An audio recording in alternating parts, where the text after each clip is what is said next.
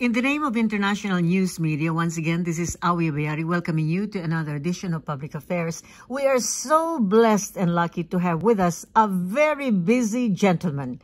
Well, we know him because he's a very hard-working man. He is an attorney at law.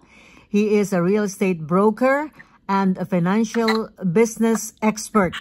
But he's doing a lot of things, and I'd like to introduce him to you, Rod Tuazon, who will also give you all the details of his work. Rod Tuazon, thank you so much for joining us today. Hi, Awi. Thank you. Thank you. Yes. And for the information of our viewers and listeners, can you kindly, give the list of the things that you do? I know that you do litigation, you do bankruptcy, and so many other things. And let's tell our listeners about that. Well, initially, I'm doing litigation and transactional work in the field of real estate, business, taxation. I do insurance as well. I do a lot of breach of contract. And I do, lately, my estate planning business has picked up, very rapidly. I do probate. I do landlord-tenant and child custody and support. And what with the landlord tenant, I also do unlawful detainers. Wow, you do a lot of things. And because of your specialized training, I know that you have a very comprehensive picture of all the cases. You do legal work and all this advice about taxes, so it helps you a lot. And definitely, you have no more time for anything, except, of course, when you do decide to go on vacation, which is just every once in a while. That's right. Yeah. Because of the nature of the work that I do, I make, just to keep my sanity intact, I usually try to take a vacation at least once a month. Yes. Even if it's just a short vacation, a 3-day weekend. That's right. But I know that I'm going on vacation 3 weeks next month, half of May and half of June.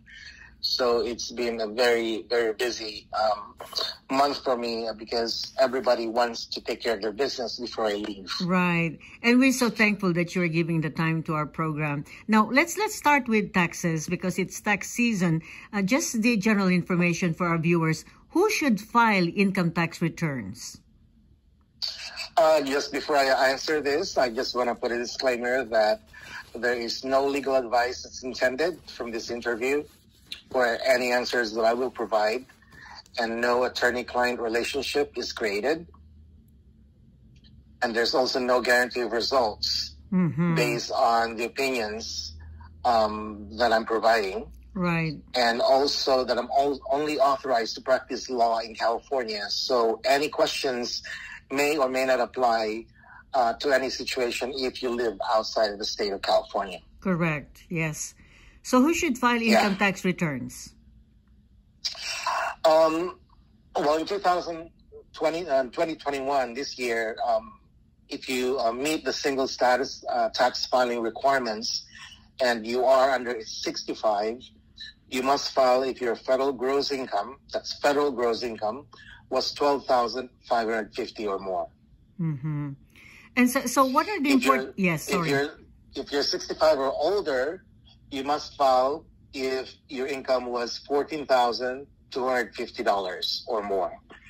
Of course, self-employment, if you're self-employed and you need to file a tax return, you should do so. For those who are earning less and they need to file one, you might be able to qualify for earned income credit just to file. And also, you are taxed on on the worldwide income, meaning it does not matter where you earn the wages. You are required, if you are a U.S. citizen, to file taxes in the U.S. Would you like to share with our viewers about the new tax returns rulings? Any things that are new this year?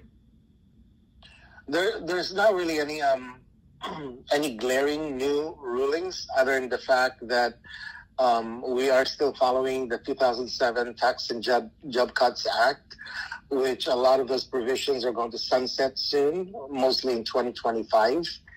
So I don't see any new ruling that really would affect drastically, other than the fact that some are are expiring, pretty soon because of the temporary rules that were put in place for the Tax Job Cut Acts in 2007.